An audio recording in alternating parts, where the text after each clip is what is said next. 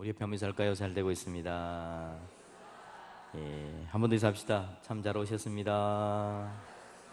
예, 귀한 분들을 모시고 함께 예배하게 하셔서 너무 감사합니다. 오늘은 초청하는 주일인데요. 많은 분들이 우리 교회 나와서 예배 드렸으면 좋겠고 그런 은혜가 있었으면 좋겠습니다. 오늘 설교 제목은 인생여행이라고 그렇게 한번 적어봤고요. 인생에 대해서 한번 이야기를 해보려고 합니다. 먼저 여러분들에게 영상 하나를 보여줄 겁니다. 간단 한 5분 정도 되는 영상인데 제목은 오늘 설교 제목처럼 인생여행입니다. 우리 인생을 어떻게 살아가야 될지에 대해서 한번 살펴보도록 하겠습니다. 보여주세요.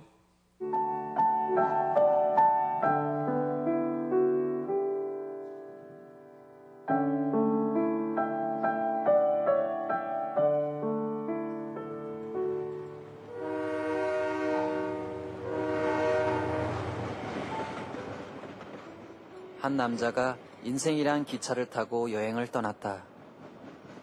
인생이란 기차가 시간의 철로를 빠르게 달려가는 동안 이 남자는 차창 밖으로 펼쳐진 아름다운 풍경들을 보며 마음속으로 한 가지 다짐을 했다. 그래, 난 이 기차 안에서 가장 행복한 여행을 할 거야. 이 남자는 자신의 행복한 여행을 위해서 새로운 친구들을 사귀기 시작했다. 한 친구는 기차 안에서 가장 힘이 센 주먹이었고, 이봐 친구, 필요한 게 있으면 뭐든지 말해.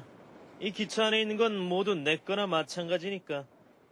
다른 친구는 그 누구보다도 머리 회전이 빠른 잔머리였고, 머리만 잘 굴리면 명예와 인기를 한꺼번에 가질 수가 있다고.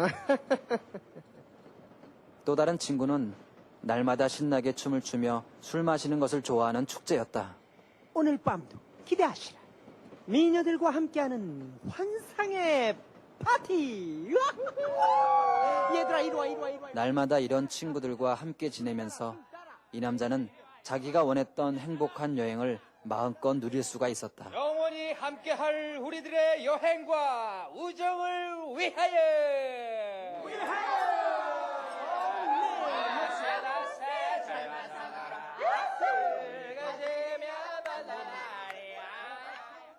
그러던 어느 날 잔뜩 술에 취해서 누워있는 이 남자에게 어떤 한 사람이 찾아왔다. 당신 누구야? 난 질병이라는 사람이요. 당신에게 기차 기관사의 통보를 전하러 왔소. 통보? 그게 뭔데? 당신은 죽음 정거장인 다음 정거장에서 내리시오. 거기가 당신의 마지막 정거장이요. 마지막 정거장? 갑작스런 기관사의 통보에 이 남자는 깜짝 놀랐다. 자신의 인생 여행이 이렇게 갑자기 끝날 줄 몰랐던 것이었다. 그리고 처음 가보는 죽음 정거장에 대한 두려움이 이 남자를 더 무섭게 했다. 그래, 내 친구들한테 부탁을 하는 거야. 이 남자는 죽음 정거장에서 자기와 함께 내려줄 수 있는 친구를 찾기 시작했다. 하지만 이 남자와 함께 죽음 정거장에서 내리겠다는 사람은 단 한 명도 없었다. 이복의 친구, 이게 내가 가진 모든 재산이야. 이 모든 걸 다 줄 테니까 나와 함께 다음 정거장에서 내려줄 수 없겠나? 아 미쳤어? 죽음 정거장에서 내릴 거면 그딴 재산이 뭐가 필요해? 저리 가. 재수없게 우리까지 병에 걸리면 어떡하려고 그래. 이복에, 그래도 우린 친구잖아. 곧 떠날 놈이 친구는 무슨 얼어 죽을 놈의 친구. 그래. 갈 놈은 가라고 그래. 우리끼리 신나게 놀아보자고. 이 남자의 절박한 심정과는 상관없이 인생이란 기차는 죽음 정거장을 향해서 쉬지 않고 달려갔다. 내가 그동안 헛살았어. 그동안 헛살았던 거야. 그의 몸과 마음은 쇠약해질 대로 쇠약해졌다. 하지만 이 남자가 믿었던 기차 안의 모든 친구들은 그에게 작은 관심조차 보이지 않았다. 죽음 정거장 앞에서 그는 오직 혼자일 뿐이었다.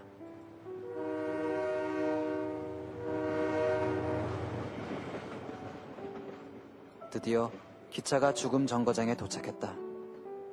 이 남자는 기차에서 혼자 내릴 수밖에 없었다. 등 뒤로 사람들의 웃음소리가 기분 나쁘게 들려왔다. 다시 떠나가는 기차 소리가 완전히 사라질 때까지 그는 고개를 돌리지 않았다.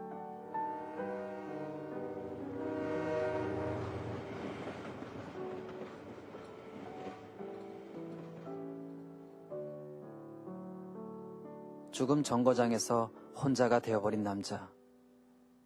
그는 자신의 허무한 인생이 무척이나 아쉬웠는지 한동안 시커먼 땅바닥만을 쳐다보았다. 그리고 긴 한숨을 내쉬었다.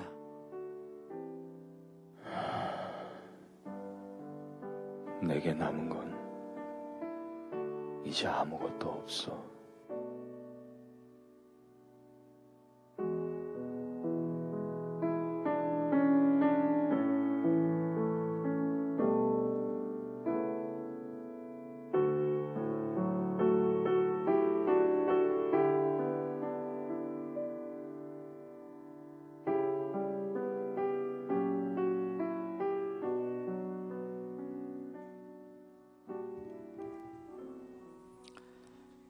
여러분, 우리 인생을 그냥 짧게 보여주는 영상입니다. 공출의 공수거라고 말을 하죠. 이건 세상 모든 사람들이 다 아는 이야기입니다. 빈손으로 왔다가 빈손으로 간다라는 의미입니다. 인생이 그렇게 마지막에 누구나 다 서게 될 겁니다. 근데 그 마지막을 향해 달려가는 과정 속에 우리는 우리 인생을 잘 만들어가고 있는가? 하숙생을 부른 최희준도 그렇게 이야기하죠. 인생은 나그네 길, 나그네 인생길입니다. 그래서 이 나그네 인생길을 잘 살아야 되는데요.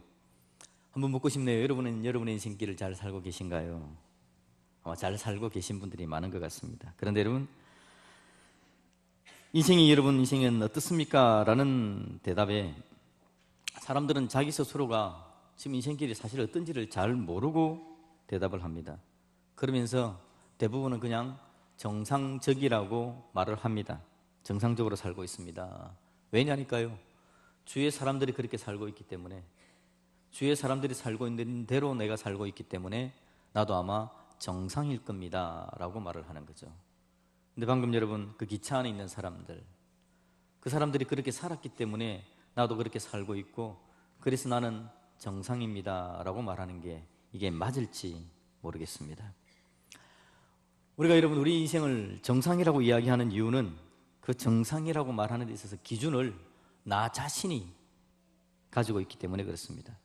표준이 나 자신이기 때문에 그냥 내 생각에 정상일 겁니다 라고 말을 합니다. 그러나 우리 인생이 어떤지는 사실은 인생의 모든 것을 창조하신 하나님께서 판단하셔야 맞습니다. 그 하나님의 판단은 어떠냐니까 인간을 향해서 근본적으로 잘못된 자아상을 가진 위험한 존재라고 인생을 판단하는 것, 그게 하나님의 판단입니다. 여러분, 오래전에는요 의학이 발달되어지지 않았을 때에 사람들이 그렇게 이야기했습니다. 내 병은 내가 알아. 보통 맞을 수 있었습니다. 그냥 그 병은 뭐 그렇다 대충. 왜냐니까 잘 모르니까, 모두가 다 잘 모르니까 내 병은 내가 알아. 그러다가 틀리면 뭐 또 문제 생기고 맞으면 다행이고 뭐 그런 일들이 있었죠. 근데 여러분, 요즘은 의술이 굉장히 발달되어져 있습니다. 병원을 가면요 뇌파 검사를 합니다. 간염 검사를 합니다. 내시경을 살핍니다. 엑스레이를 찍고 CT 촬영을 하고 MRI를 사용합니다. 그리고는 살핍니다. 요즘 여러분, 자기 몸이라고 내 몸은 내가 알아 라고 이야기한다면 어쩌면 교만한 사람이고, 또 더 심각하게 이야기하면 무지한 사람이죠. 내 몸 내가 모릅니다. 여러분, 우리 교회 어떤 집사님이 일을 하다가 다쳤습니다. 좀 뻐근했습니다. 엑스레이를 찍으니까 문제 없었습니다. 문제 없는 줄 알았는데 이상했습니다. 그래서 다시 CT 촬영을 해보니까 뼈의 한 부분이 부러져 있다는 걸 발견하게 되어졌습니다. 우리는 여러분 우리 몸을 잘 모릅니다. 어떤 사람은 몸이 좀 이상해서 감기인가 하고 병원을 찾았다가 청청병력 같은 진단을 받습니다. 그리고는 몇 달 후에 세상을 떠났습니다. 우리 몸에 대해서조차도 우리는 판단할 수 없는 사람들입니다. 그런데 우리 몸조차도 판단하지 못하는 우리가 우리의 영혼을 판단할 수 있을까요? 내 영혼을 우리는 어떻게 진단하고 있습니까? 대개는 정상이라고 말을 한다 그랬죠. 왜냐니까요? 옆에 있는 사람들이 그렇게 살고 있으니까, 다른 사람들처럼 나도 살고 있으니까 아마 정상일 겁니다 라고 말하는 거죠. 그게 어떻게 된다고요? 교만하고 무지한 것이 되는 겁니다. 여러분, 인생을 진단할 수 있는 분은 하나님밖에 없다라는 거죠. 창조주 하나님, 그분만이 인생에 대해서 진단을 할 수 있습니다. 뭘 가지고 진단하느냐니까 성경 말씀입니다. 이 성경 말씀은 영혼을 투시하는 엑스레이 같은 역할을 합니다. 영적인 MRI, 영적인 CT와 같은 역할을 합니다. 내가 어떤 존재인지를 진단할 수 있는 거죠. 이 성경 말씀은 이 시대에 가장 권위 있는 책이고 많이 팔리는 책 중에 하나가 성경입니다. 이 성경을 제대로 순수한 마음으로 살피면 인생을 제대로 설명하고 진단해낼 수 있게 되는 겁니다. 그럼 이 성경에서 우리 인생에 대해서 뭐라고 이야기를 할까요? 성경에서 진단하는 제일 많이 나오는 말은 죄라는 말입니다. 죽음, 심판, 피 이런 말들이 등장합니다. 가만히 생각해 보면 좀 거부감이 느껴집니다. 이런 말들이 왜 등장할까? 사람들에 대해서 성경은 왜 이런 단어들을 자꾸 사용하는 걸까? 거부감이 느껴지는데, 근데 왜 이런 그럴까요? 그것이 실제이기 때문에 그렇다라는 겁니다. 인생의 실제입니다. 한국 의사와 미국 의사를 누군가가 비교하는 걸 들었습니다. 한국 의사는요, 큰 병에 걸리면 환자에게 직접 이야기하지 않고 가족을 불러서 상황을 설명해 주고 이렇습니다. 환자를 좀 어떻게 좀 돌봐주세요. 뭐 그렇게 이야기한답니다. 그런데 미국 의사는요, 정확한 진단 결과를 보여주면서 설명을 또렷하게 해준답니다. 당신이 여기에 암이 퍼졌습니다. 거의 치료가 불가능한 상태입니다. 생명을 걸고 한번 수술해 보시겠습니까? 아니면 수술하지 않고 견디시겠습니까? 그러면서 종교를 권한답니다. 영적으로 준비할 수 있도록 해주기 위해서죠. 처음에는 환자가 털썩 주저앉습니다. 그러나 조금 시간이 지나면 내가 준비를 해야겠구나라고 생각합니다. 그리고 하나님 만날 준비를 하게 된다는 거죠. 저 세상에 가면 어떻게 될지 모르니까 저 세상에 갈 준비를 하게 된다는 겁니다. 성경이 원색적으로 죄, 죽음, 심판, 피 이런 단어를 쓰는 이유가 바로 그것입니다. 준비하게 해주려고요. 제대로 진단하고 정확한 진단을 하여서 준비하게 해주려고 성경은 그런 단어들을 쓰고 있다라는 겁니다. 저와 여러분들은 잘 준비되시기를 우리 예수님의 이름으로 축복드립니다. 준비만 되면 문제가 없습니다. 그래서는 여러분, 좀 불편할지 모르겠지만 성경에서 우리 인생에 대해서 진단하는 내용, 그 내용을 한번 여러분에게 알려드리려는 겁니다. 정확하게 성경은 우리 인생을 뭐라고 진단하고 있냐라는 겁니다. 여러분, 오늘 우리가 골로새서 1장 말씀을 읽었는데요, 1장 21절 말씀을 여러분 다시 한번 읽어보겠습니다. 골로새서 1장 21절 말씀입니다. 시작. 전에 악한 행실로 멀리 떠나 마음으로 원수가 되었던 너희를. 아멘. 여기에서 여러분, 인생이라는 존재, 하나님을 믿지 않는 사람들이 어떤 존재인지에 대해서 이야기합니다. 하나님과 원수되어 있는 상태라고 말합니다. 왜 원수가 되었다고 그럽니까? 하나님을 멀리 떠났답니다. 악한 행실로, 죄로 인해 하나님을 떠난 인생은 하나님과 원수된 인생이다라는 겁니다. 어떤 분은 그렇게 이야기할 수 있을 겁니다. 그렇지 않습니다. 어떻게 내가 비록 교회는 나오지 않지만 내 아내가 교회 나가는 것들을 내가 허락하고 보내주고, 그리고 내가 살아갈 때에 평생 그나마 좀 도덕적으로 살려고 노력했는데 내가 어떻게 하나님과 원수까지 되어야 합니까? 라고 말하는 분이 계십니다. 여러분, 그러나 그건 그렇지 않습니다. 왜냐하니까요, 그 부분도 내가 생각하는 여부를 가지고 내가 진단할 수 있는 게 아니라, 진단은 누가 한다고요? 하나님만 판단하시기 때문에, 하나님만 그 판단의 여부에, 하나님의 판단 여부에 달려있기 때문에 그렇다라는 겁니다. 여러분, 솔직히 여러분들이 살아가면서 하나님에게 무관심하지 않았습니까? 무관심하다는 것 자체가 하나님과 원수된 관계라는 걸 보여주는 겁니다. 왜냐하면 하나님은요, 하나님과 인간 사이는 무관심이라는 단어가 존재할 수 없는 분이 하나님입니다. 왜냐하니까 예를 들어 보셨어요? 자식과 부모가 있는 겁니다. 그런데 자식이 부모에 대해서 무관심하다라고 말을 한다면 그건 뭔가 문제가 있는 걸 이야기하는 겁니다. 분명 담을 쌓아놓는 일이 있기 때문에 무관심이 되는 것이죠. 어떤 때는 여러분, 하나님에 대해서 적대 감정을 가지는 때도 있지 않습니까? 예수 믿는 사람이 하나님에 대해서 이야기하면 거부 반응이 나타납니다. 적대 관계이기 때문에 그런 일들이 나타나는 거죠. 부인할 수 없는 사실입니다, 여러분. 만약에 세상의 권력을 가진 사람과 원수라면 여러분의 마음이 편할 수 있을까요? 결코 그럴 수 없을 겁니다. 하물며 천지 만물을 창조하신 하나님과 원수된 관계라면 마음이 편할 수가 없는 겁니다. 절대 불가능한 겁니다. 여러분의 마음에 왜 평안이 없는지에 대해서 한번 진단을 받으시고 하나님의 은혜를 누릴 수 있기를 다시 한번 주님의 이름으로 축복드립니다. 하나님과의 관계가 정상적인 관계가 되어야 된다라는 거죠. 그러면 여러분, 지금 오늘 하나님께서 하나님 안 믿는 사람들에 대해서 하나님을 떠나 있는 관계, 원수의 관계다라고 이야기를 했는데, 원수는 여러분 아니면 그러면 하나님 편이 아니면 그러면 어느 편에 있을까라는 걸 우리가 한번 생각해 봐야 됩니다. 에베소서 2장 12절 말씀을 같이 한번 읽었으면 좋겠네요. 같이 한번 읽읍시다. 시작. 그때에 너희는 그리스도 밖에 있었고 이스라엘 나라 밖의 사람이라. 약속의 언약들에 대하여는 의인이요 세상에서 소망이 없고 하나님도 없는 자이더니. 아멘. 마지막 부분을 보실까요? 세상에서 뭐가 없다고요? 소망이 없고. 세상에 소망이 없다라고 이야기합니다. 여러분, 하나님과 원수된 관계는 소망이 없습니다. 여러분 인생에 어떤 꿈과 비전을 가지고 살아가고 계십니까? 스스로에게 여러분 소망이 뭐냐고 한번 물어보시고 소망을 한번 찾아보십시오. 나는 과연 소망 있는 인생을 살아가고 있는가? 내가 무엇을 위해서 살아가는가라는 겁니다. 어떤 분은 자녀를 위해서 살아간다라고 이야기합니다. 근데 여러분, 자녀가 소망이진 않습니다. 돈 때문에 산다고 이야기합니다. 그것도 여러분 아닙니다.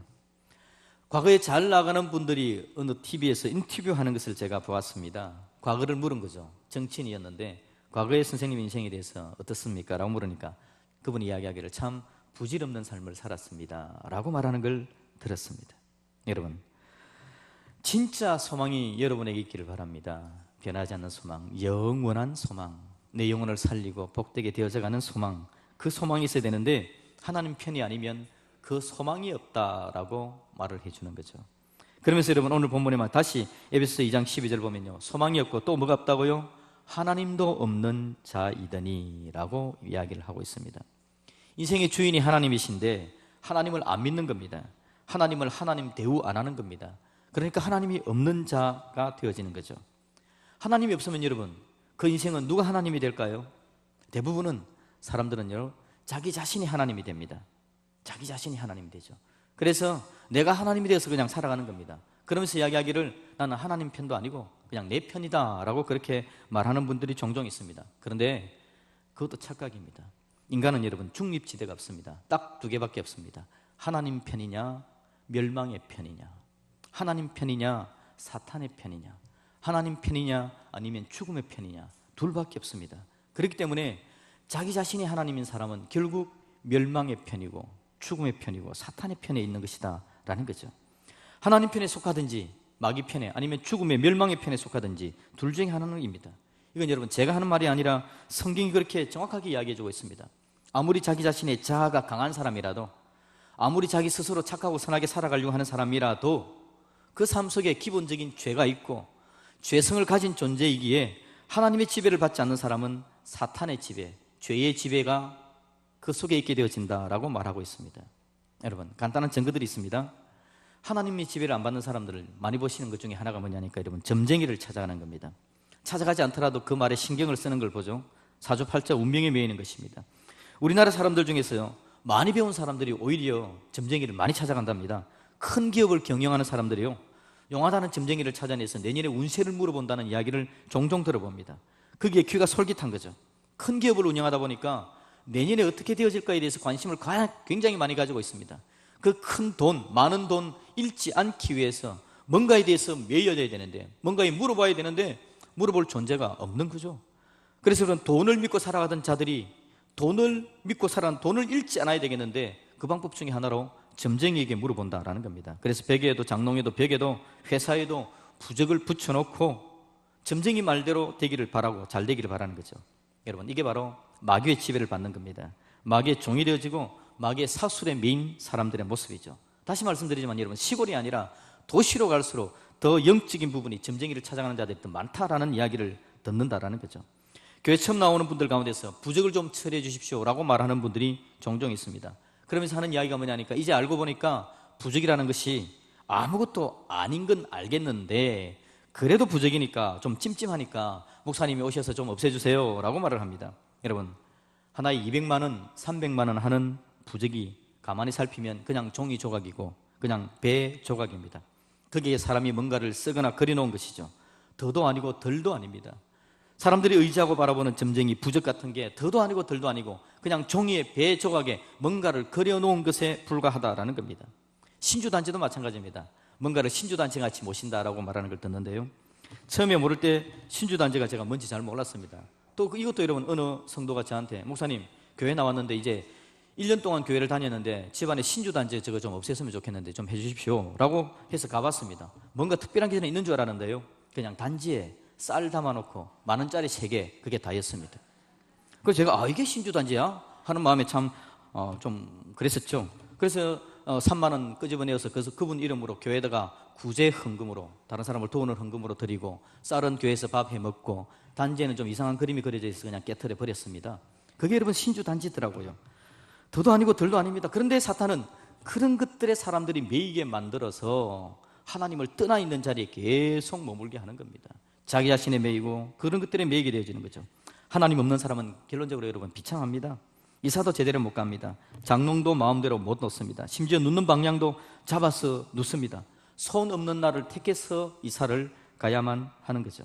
하나님이 주인이 아니기 때문에 이런 비극적인 현상이 나타나신다라는 겁니다. 그럼 제가 점쟁이 부적 신주단지만 이야기했지만 사실 하나님을 떠나도록 우리를 얽매는 것들은 세상에 얼마나 많은지 모릅니다.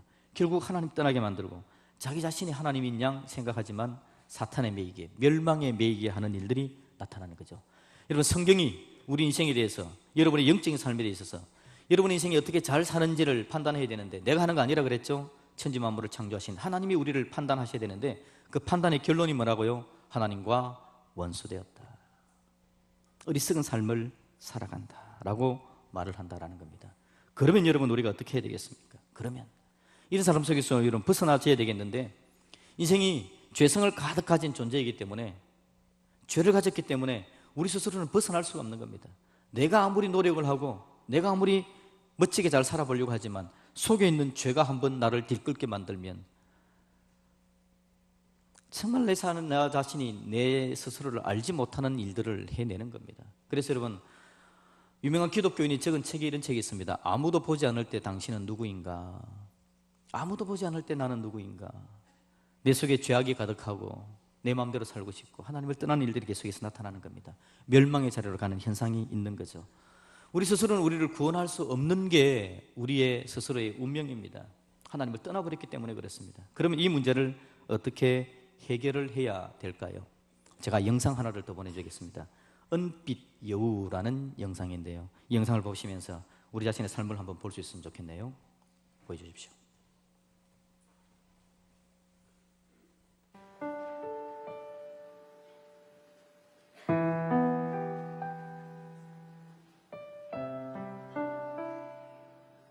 어느 마을에 닭도둑으로 소문난 은빛 여우가 있었습니다.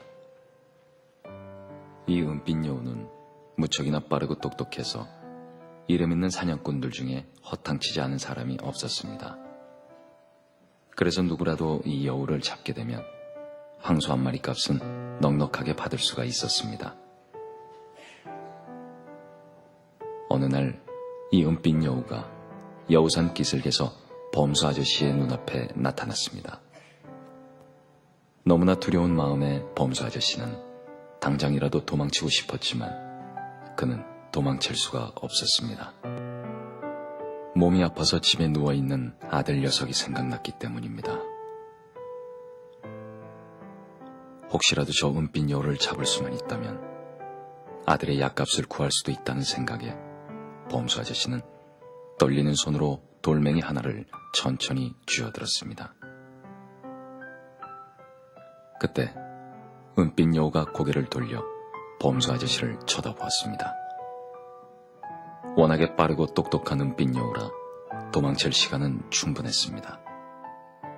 하지만 은빛 여우는 그 자리에서 꼼짝도 하지 않고 범수 아저씨를 매서운 눈으로 노려보았습니다. 그러자 범수 아저씨는 두려움에 정신을 잃고 자신도 모르게 손에 있던 돌멩이를 힘껏 던졌습니다. 그 돌멩이가 은빛 여우의 목덜미에 정확하게 명중했습니다. 하지만 은빛 여우는 조금도 물러서지 않고 계속해서 범수 아저씨를 노려보았습니다. 범수 아저씨는 더욱 무서웠습니다. 그래서 그는 마치 미친 사람처럼 손에 돌멩이가 잡히는 대로 계속해서 집어던졌습니다.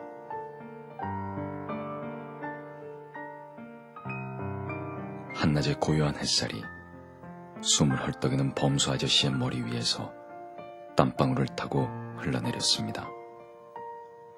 얼마나 많은 시간이 흘러갔는지, 언제쯤 은빛 여우가 쓰러졌는지 범수 아저씨는 아무것도 기억나지 않았습니다.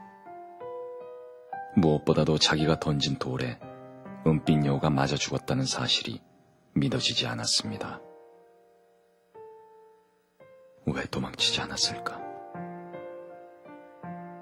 궁금한 마음에 범수 아저씨는 자리에서 일어나 은빛 여우를 향해 천천히 걸어갔습니다. 그때 돌에 맞아 죽은 은빛 여우의 죽음 앞에서 범수 아저씨는 덜썩 주저앉고 말았습니다. 은빛 여우의 죽음 뒤에는 덫에 걸린 새끼 여우 한 마리가 울고 있었습니다. 은빛 여우는 자신이 돌에 맞아 죽어가면서도 새끼 여우를 버리고 혼자 도망칠 수가 없었던 것입니다. 범수 아저씨는 금방이라도 숨이 막힐 것만 같았습니다. 덫에 걸려 울고 있는 새끼 여우와 아파서 울고 있는 아들의 모습이 범수 아저씨의 머리 위로 계속 겹쳐지면서 그의 가슴은 점점 무너지기 시작했습니다. 범수 아저씨의 두 손은 어느새 피에 젖은 풀뿌리를 움켜쥐며 떨고 있었습니다. 범수 아저씨는 그곳에서 무릎을 꿇고 한동안 일어서지 못했습니다. 그날 이후 은빛 여우는 이 마을에서 사라졌습니다. 마을 사람들은 은빛 여우가 왜 갑자기 사라졌는지 누구도 알지 못했습니다. 단지 범수 아저씨만이 언제부턴가 여우산 기슭에 생긴 작은 무덤 하나에 가끔씩 찾아갈 뿐이었습니다.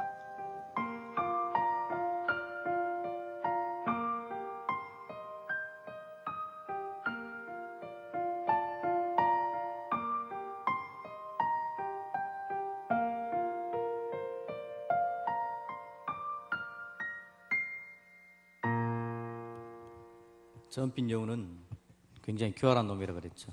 많은 포수들이 잡으려고 했지만 총을 들고 있는 포수도 잡지 못한 것이었습니다. 그런데 범수 아저씨의 돌에 맞아 죽은 거죠. 그 이유는 그 뒤에 있는 자기 새끼가 덫에 걸려 있기 때문에, 그 새끼를 떠나지 못했기 때문에 새끼 곁을 지키느라고 돌에 맞아 죽은 겁니다. 오늘 인생의 모습이 덫에 걸려있는 새끼와 다를 바 없습니다. 하나님을 떠나서 하나님과 원수가 되어져 있는 상태, 멸망의 상태다라고 말씀을 드렸죠. 그 상태에 있는 인생을 하나님이 사랑하신다라는 게 여러분, 우리의 문제가 해결되어지는 해법의 시작입니다. 하나님이 인생을 사랑하시죠. 왜냐하니까 창조하셨기 때문에, 만드셨기 때문에 인생이 하나님을 떠나 하나님과 원수가 되고 멸망으로 가는 걸 하나님께서 원치 않는다라는 겁니다. 그 인생을 사랑하셔서 살려주기를 원하신다라는 거죠. 그래서 하나님이 하시는 방법이 뭐냐니까, 사람들이 자기 스스로는 자기의 문제를 해결할 수 없고 죽을 수밖에 없으니까 이 사람을 대신해서 죽어주는 겁니다. 사람들이 죄를 지어 죽어야 되는데 죄를 짓는 사람은 죽을 수밖에 없는데 그 죄를 없애는 방법이 누군가가 죽어주는 것 외에는 답이 없기에 하나님이신 예수님께서 이 땅에 오셔서 십자가에 죽는 겁니다. 여러분, 십자가를 많이 보셨을 겁니다. 예수 믿는 사람들이 가지고 다니죠. 먹구리도 하고 어떤 사람은 삐찌를 만들기도 하고. 십자가는 참 중요합니다. 왜 중요하냐니까, 예수 믿는 사람들에게 십자가가 중요한 이유는 내가 하나님과 원수되었는데 멸망당하고 죽어야 되는데 날 살리기 위해서 하나님이신 예수님이 이 땅에 오셔서 날 대신해서 죽으시고 내가 이제 하나님께로 나와 하나님의 사람이 되어지게 만들어 주었기 때문이죠.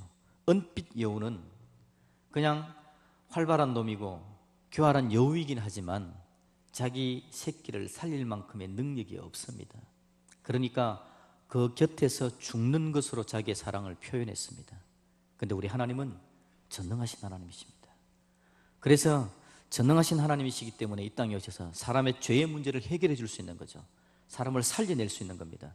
살려내야 하지만 대신 자기가 죽어야 되는 거죠. 그래서 하나님이 죽는 방법을 택하시는 겁니다. 여러분 다시 우리 골로새서 1장 21절과 22절 말씀을 한번 봅시다. 보시면요 21절에 그렇게 이야기합니다.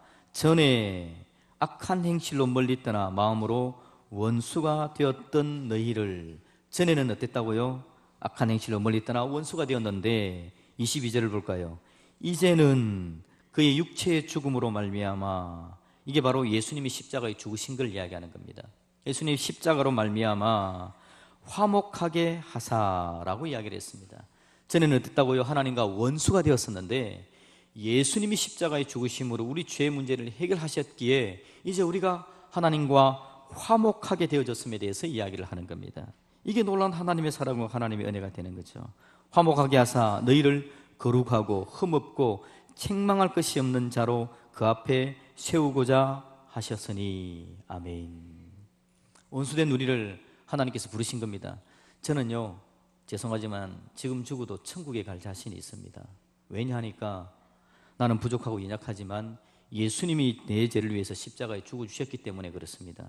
그래서 저는 여러분 예수님이 나의 죄를 위해서 십자가에 죽어주신 것이 너무 감사하면서 살아가면서 좀 더 착하게 살려고 노력하는 면이 조금 있습니다. 마음속에 제 안에도 죄가 가득합니다. 인간이기 때문에 죄성이 가득합니다. 죄가 막 나옵니다. 그런데 여러분 이겨내지 못하고 죄를 지을 때도 있습니다. 그런데 그 죄를 억누르려고 할 때가 얼마나 많은지 모릅니다. 왜냐하니까 날 위해서 십자가에 죽어주신 분이 바로 예수님이시고 내가 하나님과 원수되어서 멀어져 있었는데 날 위해서 죽으시고 나를 하나님의 자녀로 화목하게 하시고 이제는 하나님의 자녀가 되어서 천국 가게 하셨기 때문에 부족하고 연약하지만 잘 살아보려고 노력을 하게 되는 것이죠. 여러분, 여러분의 인생이 우리의 인생이 여러분 우리 힘으로 되어지는 게 아닙니다. 우리가 우리 스스로 우리 죽음을 준비할 수가 없습니다. 그래서 하나님이신 예수님께서 우리의 죽음을 준비해 주신 겁니다. 그러기에 성경은 이야기하기를 영접하면 그 예수님을 우리의 마음에 모시면 영접하는 자 곧 그 이름을 믿는 자들에게는 하나님의 자녀가 되는 권세를 주신다라고 말씀해 주시는 것이죠. 여러분 제가 이제 예수님을 믿고 하나님의 자녀가 되었습니다. 저는 그래서 너무 행복합니다. 여러분 이 땅에서 사는 데 있어서 별 능력은 없어 보이지만 저는 하나님의 자녀로서 하나님께 기도해서 하나님의 도우심을 받고 있고요.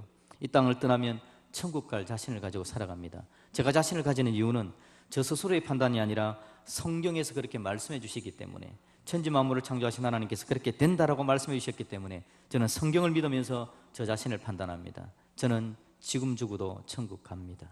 여러분들이 보기에는 부족하고 너 같은 것이 어떻게 라고 말할지 모르지만 저는 여러분들의 말을 안 믿고 성경을 믿습니다. 여러분들도 성경을 믿으시기를 예수님의 이름으로 축복드립니다.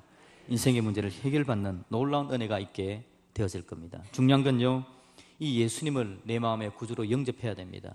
내가 죄인인 것을 인정하고 내가 내 스스로의 죄를 해결할 수 없지만 예수님께서 나를 위해서 십자가에 죽으심으로 내 죄 문제를 해결하시고 그 예수님을 믿으면 내가 구원받는다라는 이 전반적인 사항들에 대해서 여러분들이 마음에 영접하고 믿어야만 저 같은 은혜를 누리게 되어진다라는 거죠.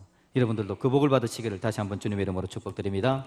자, 그 복을 받기를 원하시는 분요 제가 기도로 도와드리겠습니다. 기도를 하시면 되는데요 하나님 앞에 기도를 하는 겁니다. 하나님 앞에 하나님 제가 예수님 모시고 살겠습니다.